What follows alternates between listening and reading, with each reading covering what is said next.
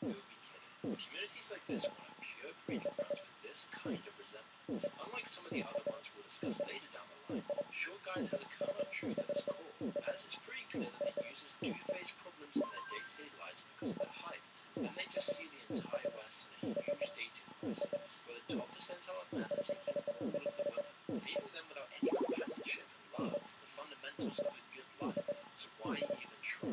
Or they just had negative experiences that led to their interest in the sub to begin with. But if they start reading this sort of stuff regularly, and they subscribe to this community, the constant barrage of negativity makes things seem so much worse. One person venting online gets turned into ammunition for hundreds of thousands of men to direct at themselves and their own self-image. What might have stayed as a small insecurity can take over someone's entire mental state. And once that's happened, it can be a much bigger obstacle to their happiness than their height ever was. While you can see how this community can incite a depressive worldview, it doesn't go as far as encouraging violence. Most of the time, the rage on show is projected inwards, and this wasn't the culprit in the Palm Springs disaster. But it isn't only the men who have these spaces or Reddits. Resentful and bitter women can also find like-minded people online, specifically on the female dating strategy subreddits. Today, the community is a husk of its former self. While it used to have thousands of active users, now it's just some mod posting podcast links every week or so. But how did the subreddit with over a quarter of a million users become so deserted? Well, as you'll find out, the community became such a toxic echo chamber that it outgrew the limit of what Reddit would put up with. But before this was abandoned, female dating strategy was advertised as a subreddit for women dating pod. Unfortunately for any woman actually looking for help though, it never really gave them actual tips. Instead of actual help, I can promise you that these M&S Red Diamond strawberries are unbelievably delicious. But they're even better than my super speedy strawberry cheesecake cups. It doesn't get much sweeter than M&S Red Diamond strawberries. These summer stars are left to ripen for longer to ensure that they're super sweet, juicy, and extra large. Now they are delicious on their own, but folding them into a cheesecake filling, unreal. Follow the link to M&S recipes for a step-by-step guide. welcome to the Zurich Insurance Food and Safety Announcements. Tip number 2. Anything can happen. Please be reminded that anything can happen in football. Premature celebrations, especially those involving permanent markings, are strongly discouraged. Thank you for watching. Your safety is our first priority. Follow Zurich Insurance to learn more about our safety tips. Actual help or advice, the majority of posts on the forum were about their problems with the men instead. Pretty soon the advice on the subreddit became that you deserve everything you could ever want in a man. If men don't accept you as you are, then you aren't worth anything anyway. The prejudice was codified and transformed into a whole ideology with its own buzz terms. You didn't talk about men on the subreddit anymore. Instead, they started calling them squirts. Users on the subreddit also put men in two categories, high value and low value. So what makes a high value man? Well, it's hard for them to pin down exactly. When someone asked them that question, this was the response they got. According to the top voter reply, a high value man is respectful, loyal, and faithful. They pay for dates as well as the rest of the relationship's costs. They're confident, reliable, they listen, they make lots of money while still spending all of their time with you. They appreciate you and they're obviously going to be conventionally attractive as well. This is just the beginning of their demands. You can bet there are a whole lot more that they're not mentioning. If you're just missing even one, then you're a low value man. Low value men aren't worth dating according to the users on the subreddit. They aren't even worth acknowledging.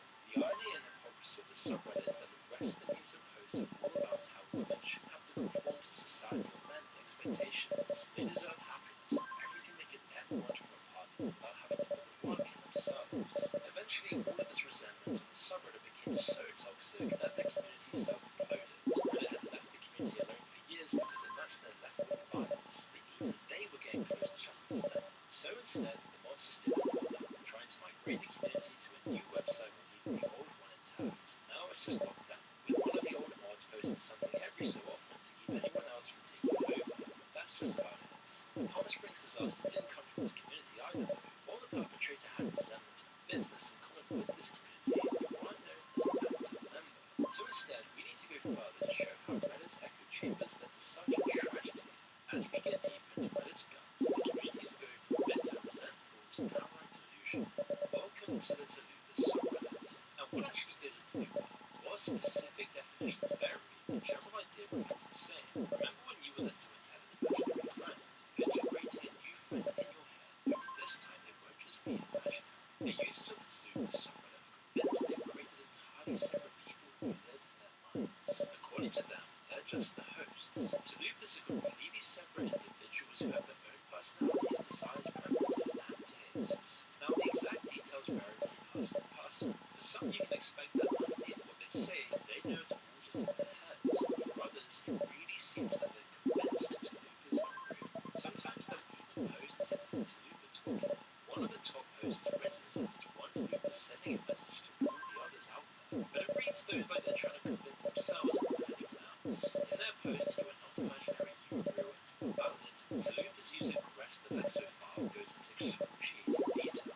Quote, in my original now lost post, I focus a lot on that word, imaginary. I focus on how we should distance ourselves from the word, from even using imaginary friends as a desperate attempt to make singlers understand, and how our experience is nothing merely imaginary. And now I feel strongly to affirm this. Like other echo chambers we've already seen, they're creating new words to talk about people outside of the community. In this case, people without Tallulas are called singlets. The post continues with more of the same and ends with the lines, we are not imaginary, we are real, we are valid. And we will continue being so no matter what we become.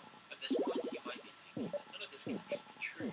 Thousands of people can't possibly believe in all of this. Or maybe you're just stupid enough that you're willing to accept Reddit's latch on to absolutely anything. Those were the thoughts of one user. Using a throwaway account, they made a post in the sub asking, please don't take offense to this, but are you guys for real? Do you guys seriously feel this way, or are you just one-upping each other when it comes to roleplay? They didn't get a concrete answer because it varies from person to person, but the top comment reflects this with a single user writing that, I know people going back years who have had some form of a Tallulah. I noticed different speech patterns, different handwriting, like and dislike of different foods. Here I believe there are some legit people like that person, but I also feel like there are some people who think the idea of having a Tallulah is cool and trendy. Others echo the sentiment while also trying to get the original poster to see things their way. Ultimately, it doesn't really matter that lots of people might be role-playing or posting ironically. It's almost certain a proportion of the users aren't in on the joke, and if they can't tell and they buy into this, then eventually what used to be a joke can become a mixture of fact and fiction over time. In the case of Tallulas, it might seem pretty harmless. While it might be strange, it doesn't really matter if people have imaginary friends or that they think they are real.